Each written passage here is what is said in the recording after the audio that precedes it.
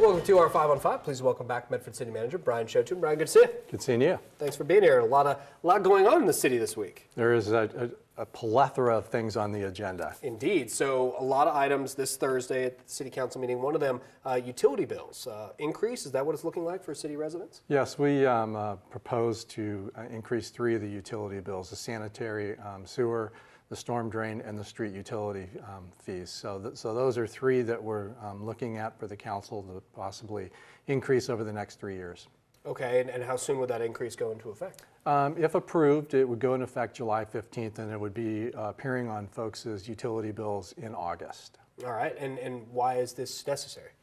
Well, we did a 20-year analysis of all of our utility fees back in November and looked at the costs of being able to maintain our streets, our sanitary sewers, and our storm drains. And the increases are needed in order for us to be able to, most specifically on our streets, to be able to maintain our pavement management at a 75 or higher, which is about the industry standard.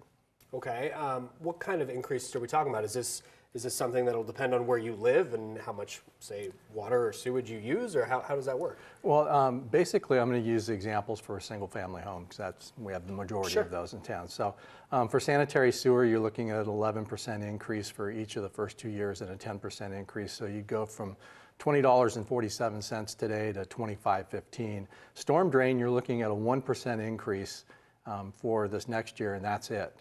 We're very well funded in the storm drain, so we don't all need any additional increases in that. So you go from $10.15 to $10.25.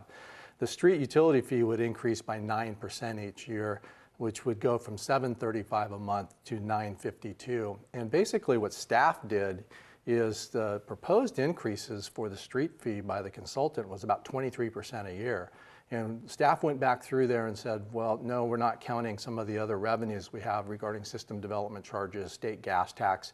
Those are the things that help us with our road projects and maintaining our roads, so that we were able to back that out, and thus the increase isn't as much. Okay, we're going to take a quick commercial break. Have much more with Brian in a moment. Stay with us.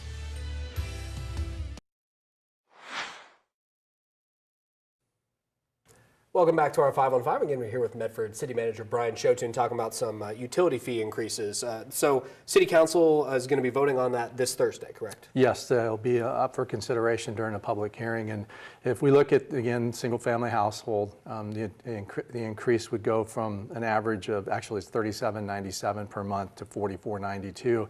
It's about $2.32 a month increase each year. Okay, and I think in break you were talking about this is a couple $100 a year for the average person, or is that? It's less than $7 when we get to the final end of it. The increase is less than $7 per month, so you know, about $80 increase per year. Okay, all right. And will the public be able to come to this meeting and offer input on this? Sure, they can come to the public hearing, and everyone has 4 minutes. Okay, will they be voting this Thursday, or? Well, that's up for consideration. I don't know if they will be voting.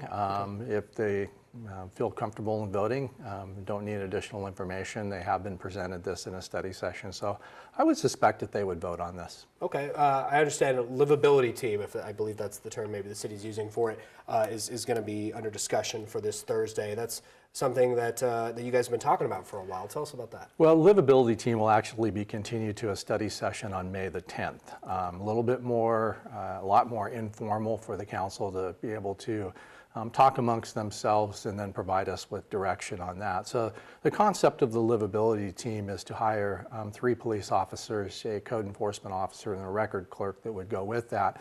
And they would focus mostly on code violations and things that are deemed as livability issues, you know, along the greenway, as far as helping to pick up. They wouldn't be picking up trash, but they'd be coordinating things like that, looking at enforcing the no camping ordinances in the greenway and along the downtown area. Okay, and Carnegie Library, yes. Is that back on the docket for Thursday? It is, yes. We have 2 organizations, the Southern Oregon Historical Society and Kid Time, who will be making short presentations to the council, and then I suspect the council would direct staff to begin negotiating a lease with one of those 2 organizations. This Thursday. A lot to cover. There is a lot. All right, good to see you. Thanks for being here. Appreciate it.